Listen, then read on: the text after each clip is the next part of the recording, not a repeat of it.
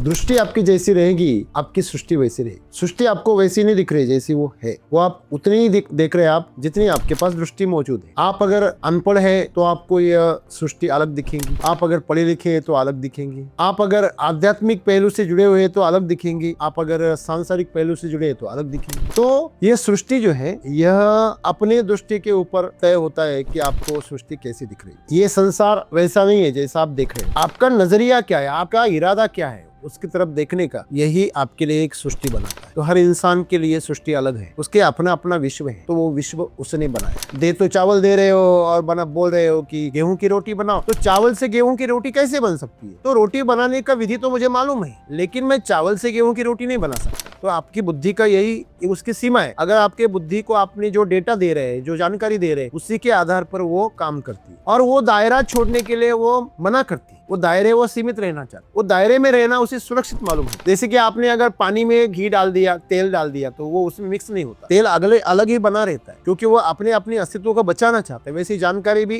खुद के जानकारी को खुद को एक तरीके से सुरक्षित रखने की कोशिश करती है, इसे अहंकार के। आप चीजों को इकट्ठा रखो तो आपको समझ में नहीं आता कहाँ क्या चीज रखी है कहाँ, तो दिमाग घूम जाता है, क्योंकि इंद्रियों के लिए एक सिस्टम चाहिए। इंद्रिया सिस्टम के पीछे ही चल। आंखों का अपना काम अलग है, कान का अपना काम अलग है, तो जीवा आपकी अलग काम कर रही है। आपके कान कभी देख नहीं सकते, आपके आंखें कभी सुन नहीं सकते, तो यह उसकी एक सीमा है। इसी वजह से हमारे दिमाग की भी एक सीमा है, क्योंकि वो भी एक इंद्रिय है। आपका दिमाग का जो गोला है 1.5 किलो तक 2 किलो का जो भी है, वो भी एक इंद्रिय है। तो वो इंद्रिय होने की वजह से उसकी सीमा है, लेकिन उसको आप अगर जरिया बना लो, जैसे कि किसी पाइप में अगर पानी आप उसको पकड़ रहे हो, तो पानी का स्टोरेज करने के लिए पाइप का इस्तेमाल कर रहे हो, तो वो एक सीमित मात्रा में पानी को पकड़ के रख सकता है। लेकिन आप उसको अगर पानी बहने के लिए, बहाने के लिए अगर उसका इस्तेमाल करते हो, तो उससे आप अगणित पानी बहा सकते हो। तो जानकारी के लिए आपको आपके मन को या आपके बुद्धि को जरिया बनाना पड़ेगा, तब आप उसके परे क्या जो ज्ञान है वो पा सकते हैं। जैसे कि हमारे पास में जो 2 तरह की मेमोरी होती है, एक रैंडम एक्सेस मेमोरी होती है, रीड ओनली मेमोरी होती है। तो रैंडम एक्सेस मेमोरी जो होती है वो काम की होती है, क्यों? क्योंकि उसके अंदर क्रिएटिविटी होती है। तो रोम जो होती है, रीड ओनली मेमोरी, उसके अंदर कोई क्रिएटिविटी नहीं थी, बस स्टोरेज होता है, वो उसके अंदर आप कुछ नहीं कर सकते। तो मेमोरी कार्ड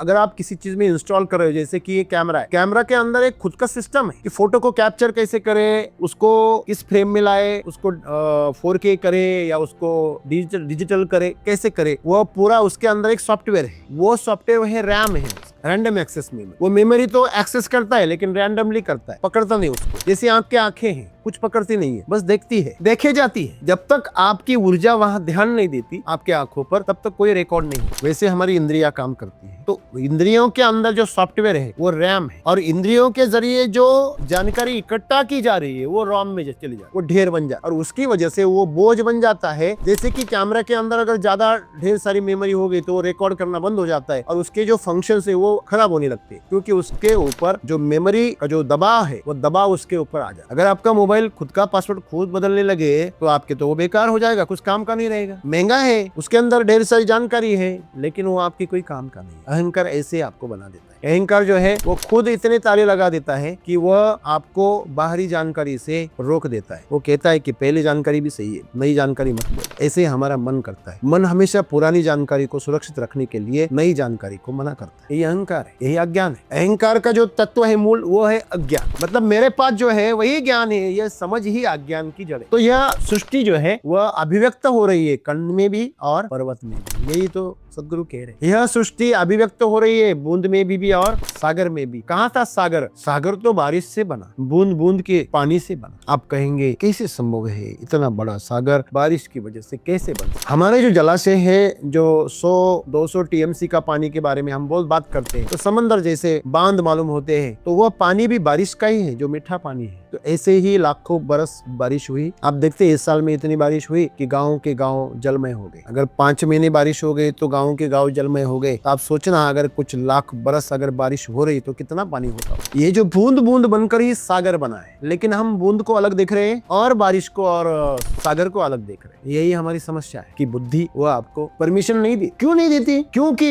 एक कण के सामने झुकना अहंकार को बुरा लगता है। एक पर्वत के सामने झुकना अहंकार का पोषण करता है। मैं किसी बड़े के सामने झुक रहा हूं, कण के सामने क्या झुकना? बूंद के सामने अभी है अभी नहीं है, उसके सामने क्या झुकना? उसको क्या प्रणाम करना? उसका क्या महत्व? महत्व, जो सागर का महत्व, जो हम हमारे आंखों को जो बड़ा दिख रहा है, हम हमारी इंद्रियों से जांचते हैं कि ये बड़ा है, ये छोटा है, छोटा है तो हम उसे प्रणाम नहीं करते। यही अज्ञान है, यही हमारी बुद्धि की सीमितता है, क्योंकि हमारे अंदर जो भी जानकारी बैठी है वह जानकारी के आधार पर हम तय करते हैं कि कौन बड़ा है और कौन छोटा। आप जिस सृष्टि का एक छोटा सा कण हो, आप उस सृष्टि को नापने लगेंगे। ये तो सूरज को दिया दिखाने जैसी बात हो। देख मेरा दिया तेरे से भी रोशन है, तू जब डूब जाता है तो यही मुझे प्रकाश देता है, ऐसे आप कहोगे तो लोग हंसेंगे। तो आपकी बुद्धि परावलंबी है। इसी बुद्धि ने एक विज्ञान निर्माण किया है, जैसे आप साइंस कह रहे हैं, ये मानवीय बुद्धि से ही बना हुआ। और आध्यात्म जो है ये प्रकृति, ये परमात्मा से बना हुआ विज्ञान है। अध्यात्म का मतलब है जो ऊर्जा का विज्ञान है, और विज्ञान जो हम देख रहे हैं वो भौतिक विज्ञान, जो फिजिकल वर्ल्ड है, जो मैटर है, उसके बारे में जो जानकारी है वो हमारे विज्ञान, जो बुद्धि के दायरे में आता है। और जो बुद्धि के दायरे में नहीं आता वो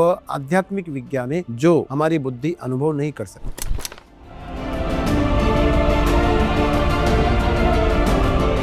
कोई व्यक्ति है, अगर उसे थोड़ा भी ज्ञान प्राप्त हुआ तो वह अहंकार में चला जाता है, उसे वह अहंकार पैदा होता है उसमें।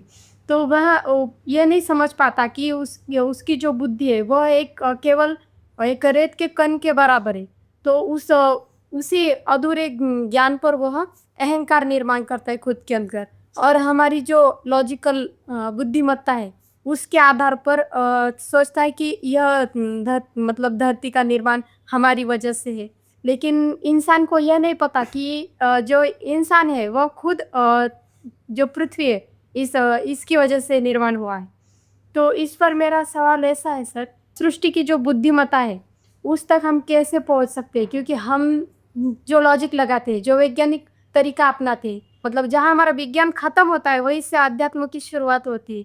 तो वह उस तक हम कैसे पहुंच सकते हैं? उस बुद्धिमत्ता तक कैसे पहुंच सकते हैं सृष्टि के? हमारे जो तार्किक बुद्धि है उसी को ही हम सब कुछ मानते हैं कभी कभी। तो ये जो तार्किक बुद्धि है ये कभी कभी हमें प्रॉब्लम में भी डाल देती है और कभी कभी उसका सोल्यूशन भी अच्छी तरह से निकल देती है। तो हमें एक चीज़ का अभी एक अंदाज़ा है कि हमारी तार्किक बुद्धि एक न मात्रा के बराबर है, एकदम शून्य हो। तो हमें हर पल ऐसा एहसास हम कब ऐसा हर पल एहसास रखें कि हमारी वो तार्किक बुद्धि है वो शून्य है और ये विश्व की जो बुद्धि है वो अंतिम है। तो हमारे अंदर ये भाव सदा प्राप्त रहने के लिए हमें जीवन में क्या करना चाहिए? दोस्तों, सृष्टि का नाम जब आता है तो उसके साथ में दृष्टि जो होती है उसका नाम जुड़ा रहता है। दृष्टि आपकी जैसी रहेगी आपकी सृष्टि वैसी रहेगी। सृष्टि आपको वैसी नहीं दिख रही जैसी वो है, वो आप उतनी ही देख रहे हैं आप जितनी आपके पास दृष्टि मौजूद है। आप अगर अनपढ़ है तो आपको यह सृष्टि अलग दिखेंगी, आप अगर पढ़े लिखे हैं तो अलग दिखेंगी, आप अगर आध्यात्मिक पहलू से जुड़े हुए हैं तो अलग दिखेंगी, आप अगर सांसारिक पहलू से जुड़े हैं तो अलग दिखेंगी। तो यह सृष्टि जो है यह अपने दृष्टि के ऊपर तय होता है कि आपको सृष्टि कैसी दिख रही है। ये संसार वैसा नहीं है जैसा आप देख रहे हो। हर मतलब चीज़ हो या व्यक्ति हो या कुछ भी हो, उसके बारे में जब भी आप कुछ राय बनाते हैं, कुछ एक दृष्टिकोण बनाते हैं, उसके बारे में कुछ आप अनुमान निकालते हैं, तो आपका देखने का जो नज़रिया है वो पूरी तरह से आपके धारणा के ऊपर, आपके दृष्टिकोण के ऊपर से प्रभावित होता है। जैसे कि मैं हमेशा मजाक मजाक में कहता हूँ कि अगर सामने से कोई शिंपी आ जाए तो आपके कपड़े देखेगा, सुनार आ जाए तो आपको सोना देखेगा, आपने कौन से गहने पहने हैं, वो असली है नकली है ना। जौहरी है तो आपके हाथों के ऊपर अंगूठियों में कौन से डायमंड, कौन से हीरे जड़े हुए वो देखेगा। जिसका जैसा नज़रिया होता है वो वैसे देखता है। तो नज़रिए की वजह से हमारे सामने जो देखने का जो ढंग होता है वो बदल जाता है। जैसे कि बहुत सारे समाज है, पंथ है, तो ये पंथ किस लिए बन गए? क्योंकि दृष्टि अलग हो गई। आप किसी यंत्र को देख रहे हैं तो उसको आप अगर मैकेनिकल दृष्टि से देख रहे हैं तो आपको उसके पुर्जे दिखेंगे, वो पुर्जे कैसे काम कर रहे हैं एक साथ में वो दिखेंगे। आप अगर ड्राइवर हो तो ये गाड़ी चलाने के लिए कैसी है ये देखेंगे। आप अगर प्रवासी हैं तो आप ये देखेंगे ये प्रवास करने के लिए लग्जरी है कि नहीं, महंगी है क्या सस्ती है। तो आपका नजरिया क्या है, आपका इरादा क्या है उसकी तरफ देखने का, यही आपके लिए एक सृष्टि बनाता है। तो हर इंसान के लिए सृष्टि अलग है, उसके अपना अपना विश्व है, तो वो विश्व उसने बनाया है। जैसे कि मोबाइल के अंदर किसी के मोबाइल में सभी नेचुरल फोटोग्राफी की होती है, किसी के मोबाइल में आप देखो फैशनेबल कपड़ों के फोटोज ज़्यादा डाउनलोड किए होते हैं, किसी के मोबाइल में अच्छे गाने सुमधुर शास्त्रीय संगीत होता है, किसी में रैप म्यूजिक होता है, किसी में क्या होता है तो किसी में क्या होता है। तो वो अपना अपना स्टोरेज है, आप क्या स्टोरेज कर रहे हो, आप जैसा स्टोरेज करोगे उस तरह का आपका मोबाइल का नजरिया बनेगा। जैसे कि आप जैसे कपड़े पहनते हो, पहले जब आप किसी से मिलते हो तो आपके कपड़ों से आपको जज किया जाता है। तो ये हमारा जो दृष्टिकोण है हमारी इंद्रियां तय करती है। तो इंद्रियां तय करती है कि हमारा मन तय तय करता है इंद्रियों की मदद से कि ये क्या हो सकता है, ये इंसान कैसा है, ये चीज क्या है। तो सब हम जो जीवन की नजरिया जो है हमारा है वो पूरी तरह बुद्धि से प्रभावित है। बुद्धि यानी आपके अंदर जो डेटा भरा हुआ है वो प्रोसेस जो कर रही है वो बुद्धि है। तो हर किसी की बुद्धि अलग अलग होती है। बुद्धि का जो एक ढंग है होने का वो तो सब में एक ही है, लेकिन उसके अंदर डेटा क्या भरा हुआ है। जैसे मोबाइल के अंदर मेमोरी तो सेम है, उसमें जो जो भी जानकारी उसके अंदर धारण करने की क्षमता है वो एक ही है, लेकिन उसमें जानकारी क्या रखी जा रही है उस हिसाब से उसका प्रोसेसिंग बन जाता है। जैसे कि आप अगर घी लेके आए हो तो आपको लीटर में ही गिनना पड़ेगा, आप शक्कर लेके आए तो लीटर में थोड़ी गिनोगे आप। तो शक्कर के लिए अलग आपको परिमाण देखना पड़ेगा और घी के लिए अलग देखना पड़ेगा। तो वैसे आपकी जो बुद्धि है जिस तरह का आप उसके अंदर भरने के लिए सामान लेके आ रहे हो उस तरह की वो बन जाती है। तो बुद्धि जो है आपकी वो एक सीमित दायरे में विकसित होती है। आप जिस माहौल में पैदा हुए हो, जिस घर में पैदा हुए हो, जैसे कि माली के घर में चले जाओ तो उसको फूलों की जानकारी, बागवानी की जानकारी, खादों की जानकारी, उसको मालाएं बनाने की विधि वो सब पता है उसको। कौन से सीजन में कौन से फूल आएंगे, कौन से सीजन में कौन से उत्सव आते हैं, कौन से त्योहार आते हैं और उसमें कौन से फूलों का इंतजाम किया जाता है, उसे सब पता है क्योंकि वो माली के घर से है।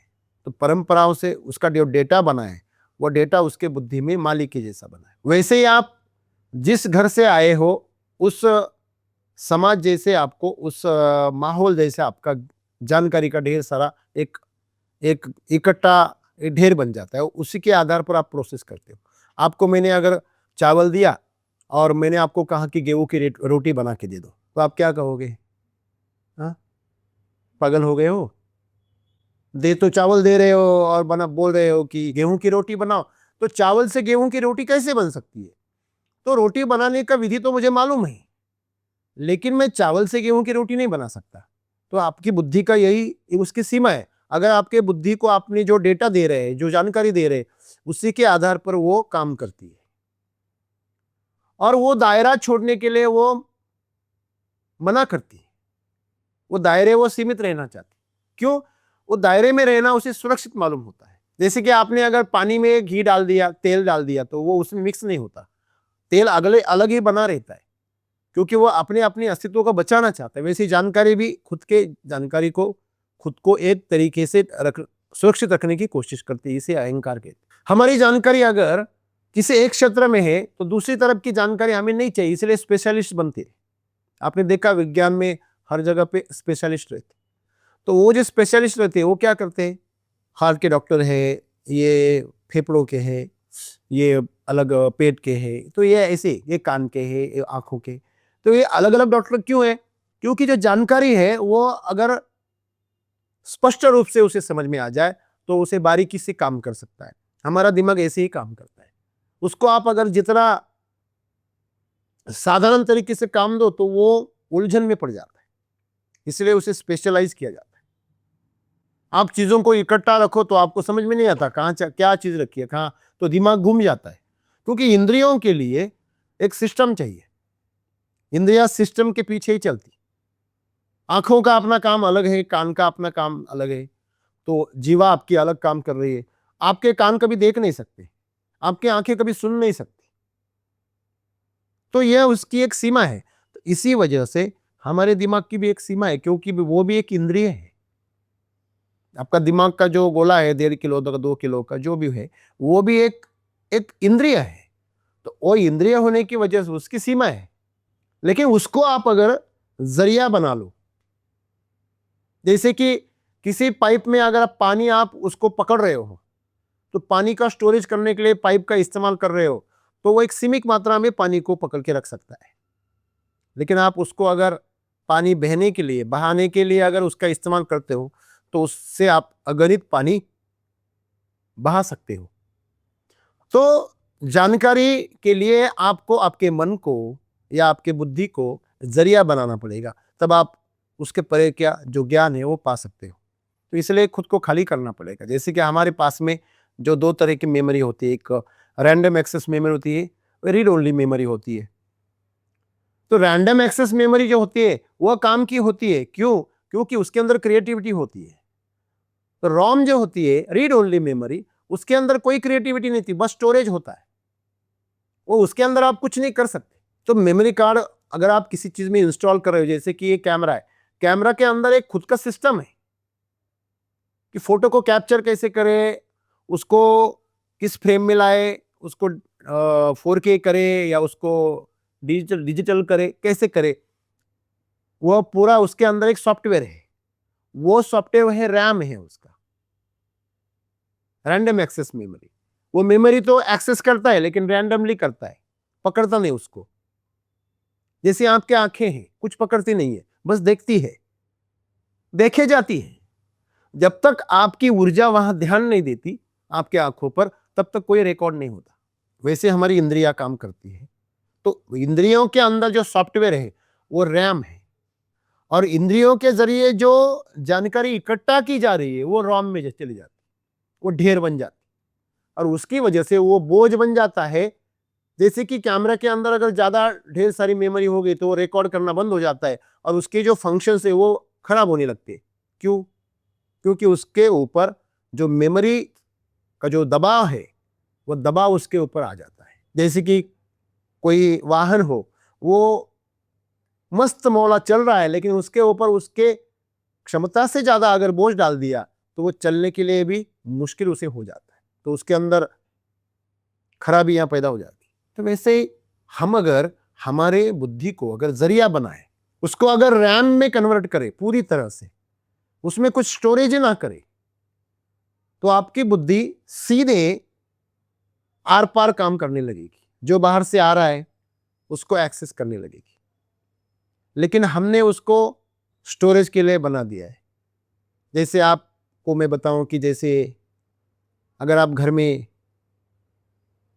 जो आपका गंदा पानी निकलता है उसको रखने के लिए आप अगर सोने का बर्तन इस्तेमाल कर रहे हैं, तो ये इस तरह हो गया कि आपके पास में एक मूल्यवान चीज़ है, जो बुद्धि है आपकी, वो जरिया बन सकती थी ये वैश्विक बुद्धिमत्ता के लिए, लेकिन उसको आपने रोक दिया। क्यों रोक दिया? क्योंकि आपको डर है कि जो आप जानकारी आपने इकट्ठा की है, जो फोटोग्राफ्स आपने निकाले हुए हैं, वो फोटोग्राफ्स कहीं कोई डिलीट ना कर दे, कहीं कोई इसका गलत इस्तेमाल ना कर दे, वही मेरी संपत्ति है, ऐसा समझकर आपने उस डेटा को सुरक्षित करने के लिए अहंकार को बनाया। अहंकार जो है वह जरूरी तो है, आपके फोन को लॉक होना जरूरी है, लेकिन वो आपसे खुलवाना भी जाना चाहिए। आप ऐसा लॉक कर रहे हो कि आपसे ही नहीं खुलवाया जा रहा।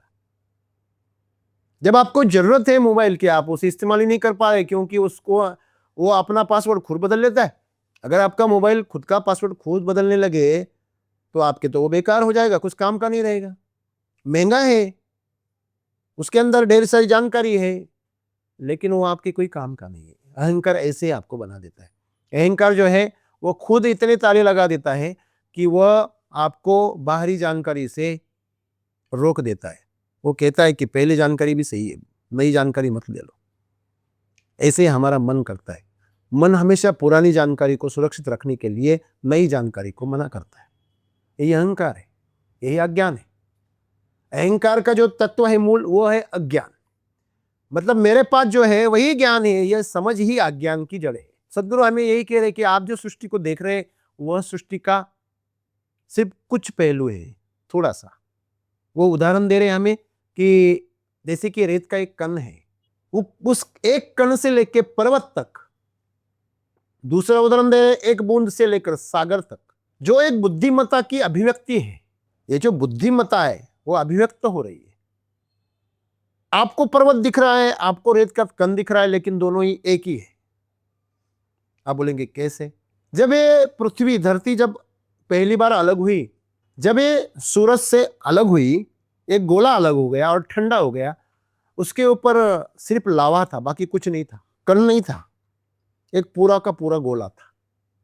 तो वह गोला ठंडा हो गया, फिर उसके ऊपर बारिश हो गई, फिर हजारों लाखों साल गुजर गए, फिर धीरे धीरे सूरज की रोशनी, बारिश का पानी, इन्होंने ऊपरी सतह को तोड़ दिया और उसके टुकड़े हो गए, वो बिखर गए। और बारिश के साथ, पानी के साथ वो बहते हुए दरियों से, वो पहाड़ों से उछल कूद कर नीचे आए, वो पटक पटक कर उसके छोटे छोटे टुकड़े हो गए और वो गोल गोल हो गए। तो यही हम जिसे रेती कर रहे हैं। जो रेती है वह पहाड़ का ही एक छोटा सा कण है जो कभी पहाड़ हुआ करता था। तो यह सृष्टि जो है वह अभिव्यक्त हो रही है कण में भी और पर्वत में भी। यही तो सदगुरु कह रहे। यह सृष्टि अभिव्यक्त हो रही है बूंद में भी और सागर में भी। कहाँ था सागर? सागर तो बारिश से बना, बूंद बूंद के पानी से बना। आप कहेंगे कैसे संभव है इतना बड़ा सागर बारिश की वजह से कैसे बन सकता? हमारे जो जलाशय हैं, जो 100-200 टीएमसी का पानी के बारे में हम बहुत बात करते हैं, तो समंदर जैसे बांध मालूम होते हैं, तो वह पानी भी बारिश का ही है, जो मीठा पानी है। तो ऐसे ही लाखों बरस बारिश हुई। आप देखते इस साल में इतनी बारिश हुई कि गांव के गांव जलमय हो गए। अगर 5 महीने बारिश हो गई तो गांव के गांव जलमय हो गए। तो आप सोचना अगर कुछ लाख बरस अगर बारिश हो रही तो कितना पानी होता होगा। ये जो बूंद बूंद बनकर ही सागर बना है, लेकिन हम बूंद को अलग देख रहे हैं और बारिश को और सागर को अलग देख रहे हैं। यही हमारी समस्या है। हम कण को, रेत के कण को अलग देख रहे हैं, हम समंदर को अलग देख रहे हैं। हमारा नजरिया अलग। समंदर को हम वंदन करते हैं, बूंद को कभी वंदन किया है आपने? अब पहाड़ के सामने उसको नतमस्तक हो जाते। आपने कभी रेत के कण को कभी इतना आदर दिया है? कभी उसको प्रणाम किया है? नहीं कर सकते आप, क्योंकि आपकी बुद्धि वह आपको परमिशन नहीं देती। क्यों नहीं देती? क्योंकि एक कण के सामने झुकना अहंकार को बुरा लगता है। एक पर्वत के सामने झुकना अहंकार का पोषण करता है। मैं किसी बड़े के सामने झुक रहा हूं, कण के सामने क्या झुकना? बूंद के सामने अभी है अभी नहीं है, उसके सामने क्या झुकना? उसको क्या प्रणाम करना? उसका क्या महत्व जो सागर का महत्व है, जो हम हमारे आंखों को जो बड़ा दिख रहा है, हम हमारी इंद्रियों से जांचते हैं कि ये बड़ा है, ये छोटा है। छोटा है तो हम उसे प्रणाम नहीं करते। यही अज्ञान है, यही हमारी बुद्धि की सीमितता है। क्योंकि हमारे अंदर जो भी जानकारी बैठी है, वह जानकारी के आधार पर हम तय करते हैं कि कौन बड़ा है और कौन छोटा। आप जिस सृष्टि का एक छोटा सा कण हो, आप उस सृष्टि को नापने लगेंगे। हाँ, ये तो सूरज को दिया दिखाने जैसी बात हो गई। देख मेरा दिया तेरे से भी रोशन है, तू जब डूब जाता है तो यही मुझे प्रकाश देता है। ऐसे आप कहोगे तो लोग हंसेंगे, आप हे मूर्ख हो गए। हमारी जो बुद्धि है वो सूरज के सामने एक दिए जितनी बस बड़ी है, बस उससे ज्यादा नहीं है। अब बुझा कि अब बुझा, उसका तेल और बाती खत्म हो गई, दिया बुझ जाएगा। वो स्वयंभू है, ये परावलंबी है। तो आपकी बुद्धि परावलंबी है। इसी बुद्धि ने एक विज्ञान निर्माण किया है, जिसे आप साइंस कह रहे हैं। ये मानवीय बुद्धि से ही बना हुआ है। और आध्यात्म जो है ये प्रकृति, ये परमात्मा से बना हुआ विज्ञान है। आध्यात्म का मतलब है जो ऊर्जा का विज्ञान है, और विज्ञान जो हम देख रहे हैं वो भौतिक विज्ञान है। जो फिजिकल वर्ल्ड है, जो मैटर है, उसके बारे में जो जानकारी है वो हमारे विज्ञान में है, जो बुद्धि के दायरे में आता है। और जो बुद्धि के दायरे में नहीं आता वो आध्यात्मिक विज्ञान है, जो हमारी बुद्धि अनुभव नहीं कर सकती। उसको आपको त्यागना पड़ेगा। जैसे कि मैं हमेशा कहता हूं, आपको छोटी सी नाव पानी के उस पार लेकर जा सकती है, नदी के उस पार आपको लेके जा सकती है, लेकिन आपको वो मिट्टी पे नहीं चला सकती। वहां पे आपको नाव को छोड़ना पड़ेगा। आप कहेंगे नहीं, नाव नहीं मुझे यहाँ तक लेके आई, उस किनारे से इस किनारे लेके आया, तो मैं नाव को कहीं से छोड़ दूँ? तो उठा ले सिर पर और ढो ले उसको। तो यही हम कर रहे हैं। हमारे साथ जो इमोशनली जो बाउंडिंग होता है, जो चीजें जरूरी नहीं है वो अभी खींच के हम लेके जाते, साथ में घूमते रहते, उस बोझ को लेकर ढोते रहते, वही अज्ञान है आपका। हमें इस प्रकृति की अभिव्यक्ति को थोड़ा समझना जरूरी है। हम सिर्फ हमारी अभिव्यक्ति को समझ रहे हैं। एक इंसान की अभिव्यक्ति जो है वह सीमित है, और वह भी उसके पालन पोषण, उसका जो माहौल है उसके ऊपर वह अवलंबन है। तो सदगुरु यही हम ये कह रहे हैं कि आप जीवन में जिस तरह का एक बुद्धि का दायरा आपने बना के आप जीवन को देख रहे हो, जीवन को जी रहे हो, इसी वजह से आप एक संकुचित जीवन जी रहे हो। मालिक हो आप, लेकिन आप गुलाम की तरह जीवन जी रहे हो, क्योंकि आपने बुद्धि का एक दायरा बना लिया है, और उसी बुद्धि के दायरे से आप पूरे जीवन को आजमाना चाहते हो, जो आपको कभी समझ में नहीं आएगा। जितने आप ज्यादा पढ़े लिखे हो जाते, उतने आप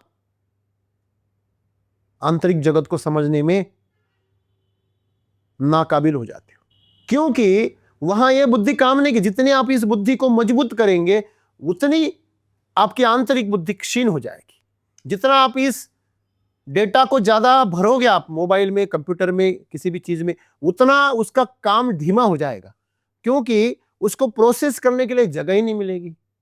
जैसे कि मैं आपको बता दूं कि अगर कोई आप कुछ मैन्युफैक्चरिंग का काम कर रहे हो और मशीनरीज है आपके साथ, फिर आपने मशीनरी से आप कुछ माल बना रहे हो, और वो माल की बोरियां आप डाल रहे हो। बोरियां इतनी ज्यादा हो गई कि मशीन रखने के लिए जगह नहीं है, या मशीन चलाने के लिए ही जगह नहीं है। तो मशीन का मतलब है आपकी बुद्धि, और जो आपने गोडाउन बनाया है वो है आपका डेटा। तो डेटा जितना बढ़ेगा, उतना आपका काम करने का, प्रोसेसिंग करने की जगह खत्म हो जाएगी। तो उससे क्या होगा? उससे प्रोडक्शन पे असर होगा और वो धीमा हो जाएगा। अभी उतनी तेजी से काम नहीं कर सकते जितनी तेजी से आप खुली जगह पे कर रहे थे। इसलिए हमेशा कहा जाता है कि कंप्यूटर का जो सी ड्राइव होता है वो हमेशा खाली रखना चाहिए। उसके ऊपर अगर आपने ज्यादा डेटा डाल दिया तो आपका कंप्यूटर स्लो हो जाता है, उसके अंदर वायरस आ जाते हैं, बन जाते, मेलवेयर बन जाते। क्यों?